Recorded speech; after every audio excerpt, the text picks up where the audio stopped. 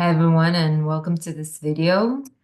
My intention for this video today is to teach you about the binyanim system in Hebrew. So this is going to be like an overview. I tend to teach that to my students, and once we get through this specific kind of perspective of the binyanim system, it starts getting clearer. And so I want to share that. And so, yes, just jump into it. Um,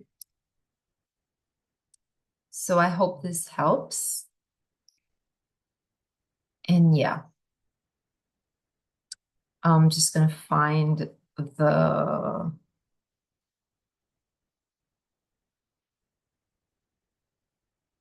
Okay, so basically, before we jump into the tables and all the grammar, um, and all of the tricks on how to look at that. So we need to know that we have seven what we call binyanim. So binyan in Hebrew is it just means building, okay? So we can think about it as a structure, right? So it's a building, a structure. So these are essentially verb groups. That's what they are, okay? So we just have a name for them inside the Hebrew grammar. But you can look at it just as verb groups. So many languages have them. In English, you have the irregular verbs, right? So you have like a verb like catch and then caught, right? And then you have another one that refers to that group, which is teach and taught, right? So, and then we have other verb groups, right? Yeah, but you this is what I mean. So in French, there's like three verb groups. I think in Spanish it's the same. So there is this concept of having verb groups that sound slightly different from each other and still being a verb. Okay, so these are verb groups. There are seven of them. That's a lot. Okay, that sounds a lot, but essentially it's more of a verb, an active verb, and its passive form. Okay, so we'll see it in a moment, but this is what it is in the first place. Right. So let's take a look at this and go deeper. Hopefully that would make more sense. Okay, so this says buildings in Hebrew, binyanim in Hebrew. All right, so we have seven of them. Binyan is a verb group. We've been through this. Okay, so active and passive. Sorry, this one should have been here. Right. So as you can see, we have three active verb groups, binyanim, and we have three passive ones. Okay. And and we have one here. So these are six, three active, three passive. And there's another one that we call reflexive. Okay, so for those of you who are not very familiar with grammar, what is an active verb? The active verb, it's when the subject it says the subject is a subject, but it's like when the subject of the verb, okay, which is, okay, so we have like something like the cat hit the dog, okay? So the cat here is the subject and the dog is the object. So an active verb is one that refers to the subject, okay? That's an active sentence. A passive is when the object is the subject. So the cat hit the dog is an active sentence, and the cat is active, and the hitting is active. And an object focused sentence is the dog was hit by the cat, right? Okay, so here this would be the object is the subject, and then we want to use a passive verb for that. Okay, so was hit by, right? So in Hebrew, it's more complicated than was hit by. Each one of the active verbs has a variation, a passive variation. So this is really not something that is very user-friendly. When you're learning a language, it's much easier to think, okay, I'm just gonna add was, and that's it. But yeah, so, and we also have a reflexive variant, which is this verb here that says itpael. Okay, this is the name of this. And the reflexive version, it's when the subject is both the subject and the object. So what does that mean? That means that I am the person who's doing the action and I'm also doing it to myself. Okay, so one funny verb that is present in this category is falling in love in Hebrew. Okay, so that's something that you do to yourself, like just you can only blame yourself. So itpael, reflexive. So let me just give you an example in English. So that would be something like getting dressed. Okay, so I'm getting dressed, right? I'm getting dressed by me, but it's obvious that it's by me, so I don't need to say that, right? But if we had this sentence with someone dressing someone else, then we would see the subject, the person doing the action, and the object, the person that this action is being done to or upon, right? So we would see both of these, but both in English and in Hebrew, and I think in every language, the reflexive verbs, the ones that are the subject is doing this to themselves. So you would not see an object, a direct object, right? Someone who's this, because obviously when you fall in love with someone, and in Hebrew, you fall in love in someone. But that's not the object that we're talking about here. There are two types of object. We're going a little too much into the grammar, but there's two types of objects for those who like grammar. So there's a direct object, which means, like in English, it would be like an object without a preposition. So like the cat hit the dog, right? The dog. So this is a direct object.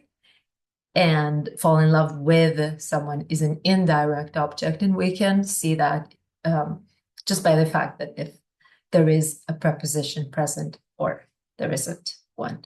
Okay, so this is the active, passive, and reflexive. So you can already see that there's a logic to this whole system of verb structures. Now, the logic goes a little further than that. What do we have? We have, these are the names, okay, of the binyanim, okay? The ones where you see the Hebrew next to it. Well, I didn't write the Hebrew here, but okay. So we have, let me just read the names of them. So, of the binyanim. Pa'al, pi'el, ifil, nifal, pual, ufal, and itpael. Okay. Now, התפעל, we said it's reflexive. And I also marked it here, like over both of these sections, because it really is active and passive. Now, the rest of them, they have a connection. It's not like they don't just separately stand there, okay?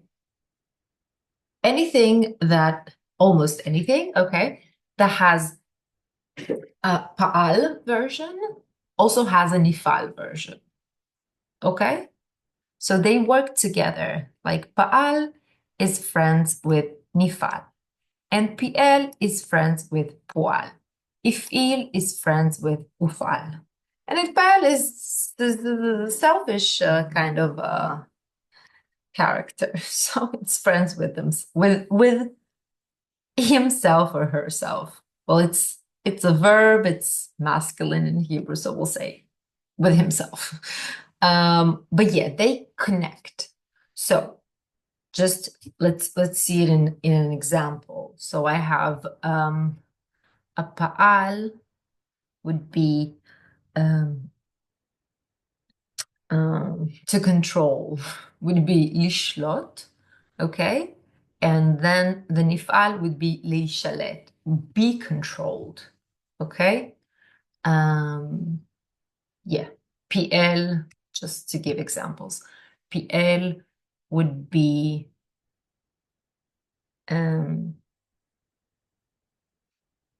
לטפל, פועל doesn't have an infinitive, but it would be להיות מטופל. הפעיל would be להרגיש, הופעל would be להיות מורגש, and that also, again, doesn't have an infinitive. What is an infinitive if that's something that you don't know? An infinitive is what we're going to look at right now to detect. It's a method to detect the binyanim, okay? But an infinitive is the version basically when you say like to go, that's an infinitive, okay? Or if you know another language like Spanish, so it would be the ones that end with R or er, right? So you see amar or perder, right? So you see the R there. So these are the infinitives. The one we usually use them after like another verb, right? So like you go able to make it, right? Able to make, able to like it kind of also has to do with the able part, but yes, that's the infinitive. Okay, so in Hebrew, infinitives are very recognizable. You can see them if you noticed. You have a L here at the beginning of everything. I don't know if that purple is ideal for this presentation, but let me see if I can make the screen a little, yeah, a little bigger so it's more comfortable. So as you can see, there's a L here, right? L, like an L. I'm just doing the sound of the consonant. That's why I sounded weird. So we can see here L everywhere. So ללמוד, לשבת, לדבר, להיכנס, right? So these two don't have an infinitive. The reason why pu'al and ufal don't have infinitives is that they are just a function of these two verbs, okay? They don't exist as their own kind of meaning.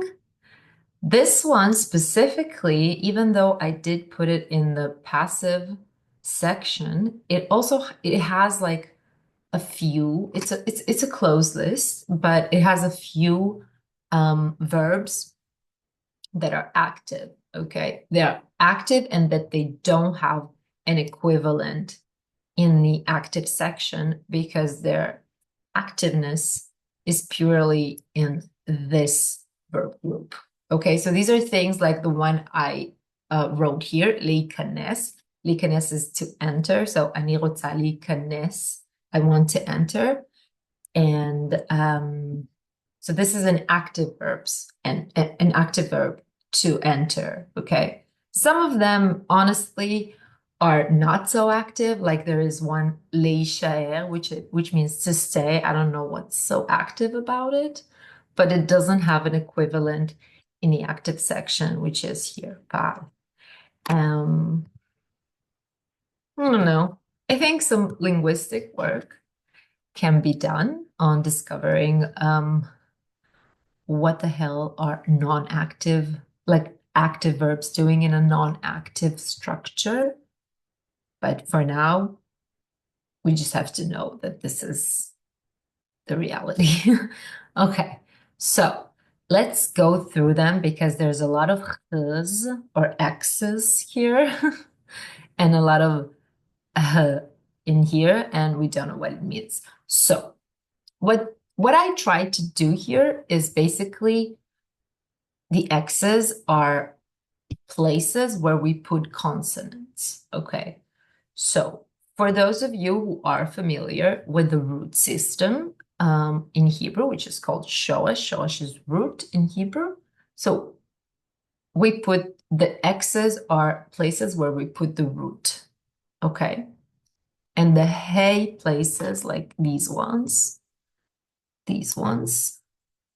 are fixed. Okay, the e, a, and o that you see here are vowels. Okay, so it's an e, a, and o. Okay, the x's are for different consonants. So this could be b, g, d, anything really. So for those of you who are not familiar with the root system, let me sum it up like really quickly.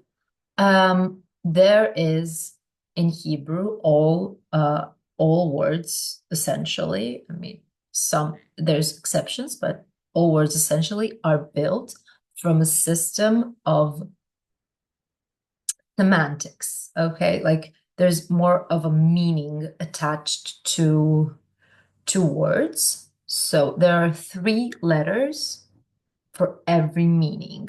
Okay, so really quickly, new is chadash. Okay, let me write it like that, chadash. So ch, d, and sh, okay, they just stand for being new, the consonant themselves. Okay, so the semantics, the meaning of new is ch, d, sh. Okay, and then I take different structures like this one, like the verb groups, and there are also other structures for nouns and for adjectives, and I just build the vowels, okay, on top, or maybe I put the consonants on top of the vowels, and it's like a puzzle, kind of like a puzzle Tetris kind of a good way to think about that, like to picture that.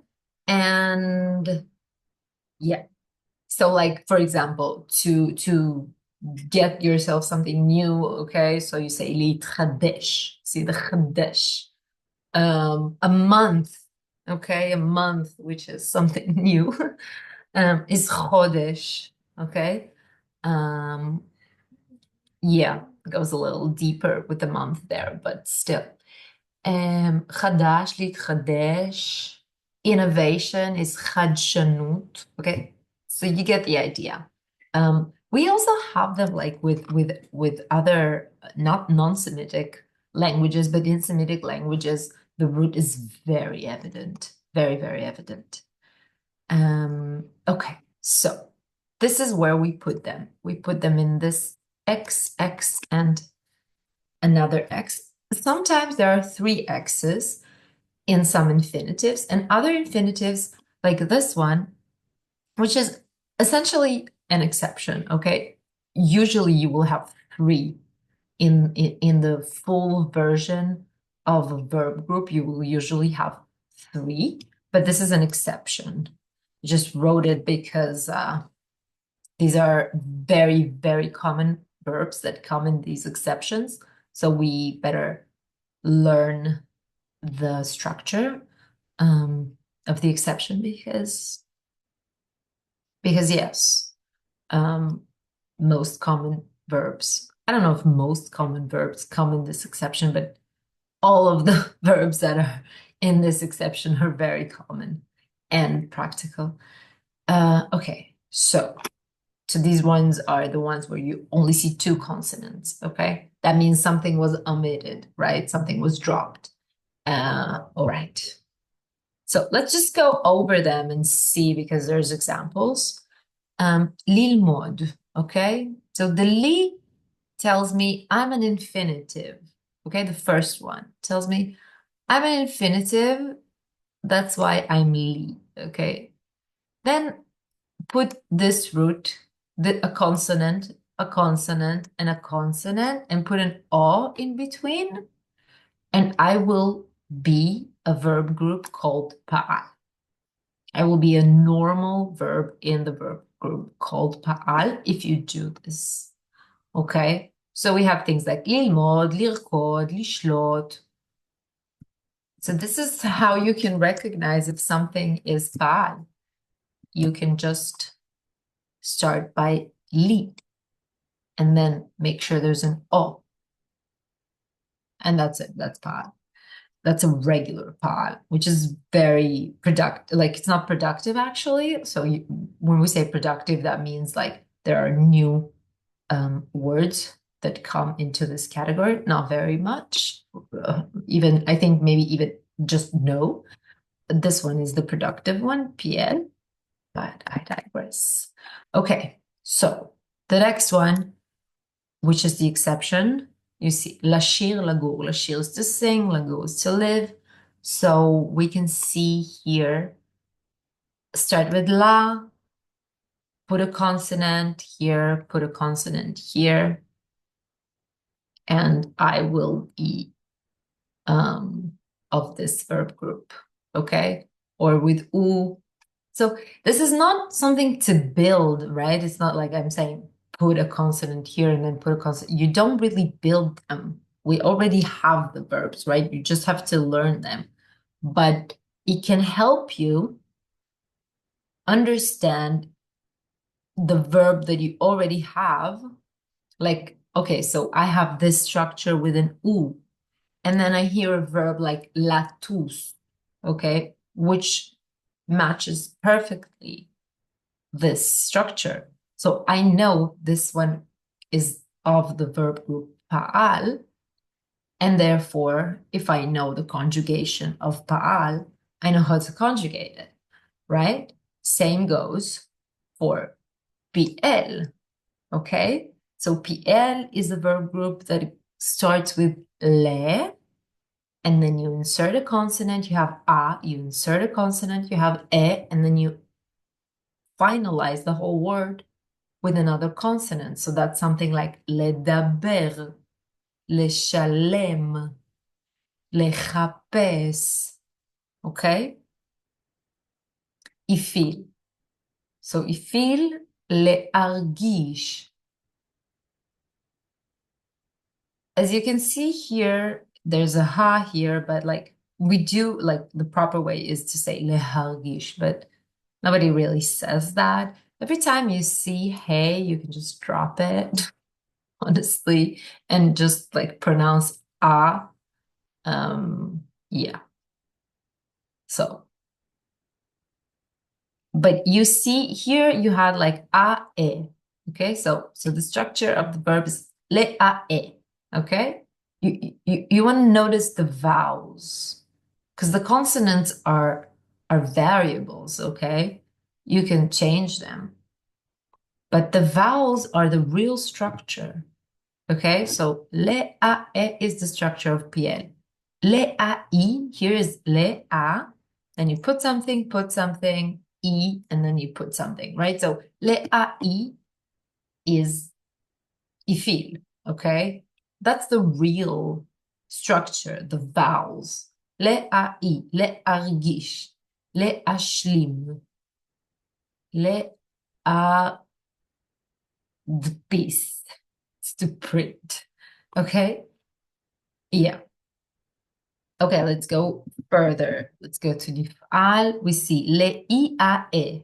Okay? The same thing that I said here about the H, the H sound is applicable. Here, you can just drop it and then say le'i. Okay? That's how we speak. We don't like when in normal speech in all languages, you don't really you try to minimize your effort, okay? So, but you can't really minimize it randomly, right? But you do minimize things like that, and you don't do like lehi, okay? Sounds very poetic and very yeah. So you do le'i, just e, because that's easier. Okay, and le'i'a'e, okay, le'i'a'e, that's the structure of nifal. Le'ikanes, le'ipagesh, okay? Great. So, nifal, and then another infinitive that we do have is itpa'el. So, this is our reflexive one. So, so here you have another present built in, which is t, okay? And this t is very useful in distinguishing between nif'al and itpa'el because they are very much like sometimes people get confused.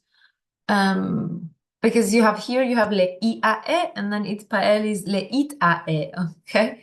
But the t is what makes the difference. Okay, so if you have t, it's itpa'el, it's not nifal. Yeah, but it's built in, you have to pronounce it. So le'itlabesh is getting dressed, okay? Le'itchaten, getting married. So you hear the t there, le'itchaten. Yeah. And also getting divorced is also reflexive. You do it to yourself. Le'itgaresh. All right, great. So, there are no questions because I'm here alone. Right. This is kind of my first time recording a video talking to myself. I usually talk to students, and well, I think it's okay. We'll see. Let me see if I have any examples that I wanted to share more. No. Okay. So, to summarize, what do we need to learn about the Binyanim system? So, they are divided by active, passive, and reflexive. The active and the passive talk to each other, okay? They are pairs of one another. Okay, we didn't cover pual and fa'al because they don't have infinitive, so you don't recognize them. You recognize them by the conjugation. And this is not a lesson about the conjugation, so it's more about how to recognize the binyanim, and we recognize them through the infinitives. I don't think I stressed that enough, so I want to say that. This is, yeah, it's more for the grammar part where you have like time to think and conjugate, right? When you have time to sit down and do some conjugations, which I do recommend because that would make your how do I call it? When you in any case, it would make it when you are in the middle of speaking, right? And you just need that word. If you conjugate it, it becomes automatic. So it does do something when you're in the situation. you can retrieve it faster. Okay, here's the word that I was looking for, retrieval. So yes. What else? So we have them divided: active, passive, reflexive. They talk to each other. They're pairs of each other. So that makes it easier because you know that if you have pal, the other version of it is nifal, the passive one. The infinitive is something that starts with l. The vowels are what's important. Listen to the vowels. The verbs are systematic. The systematicness of the verbs puts them in the groups, okay? And yes, so I'm gonna let you take a screenshot of this table. I think it's very useful. Yeah. So go ahead and do that. You can pause the video, honestly. Pause the video and do that. I don't need to wait. And yeah, I mean, you can write questions in the comments, and I might do another video to explain those questions, answer those questions, or maybe answer that directly in the comment. In the comment, you see, I'm having trouble, but that's just it just means that you have to even if sometimes it doesn't come out perfect, you still have to do it. Like, just do it. Don't be shy. Who cares? I always say that to students, like, who cares?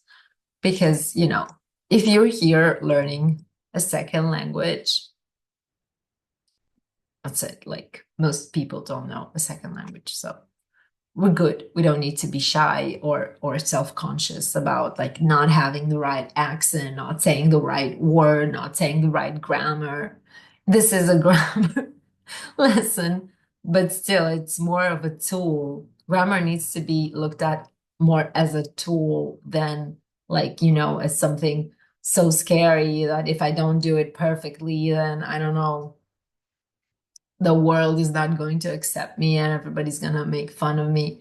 It's adorable that someone speaks with an accent and makes mistakes in your language. And I'm sure you think of people like that if they learn, like people that learn your own language. And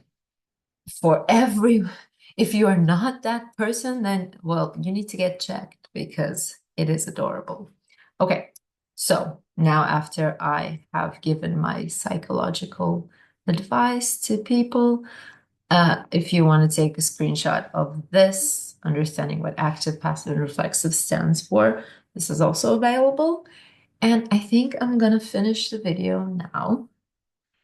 This was a pleasure. I was able to do it, and I hope it helps someone. Please write if it did help you. And yes, maybe I can make more videos. I'm planning on creating a course, like a comprehensive course. That's what I want to say. No, I don't want to say a comprehensive course, because obviously otherwise that wouldn't be so nice. A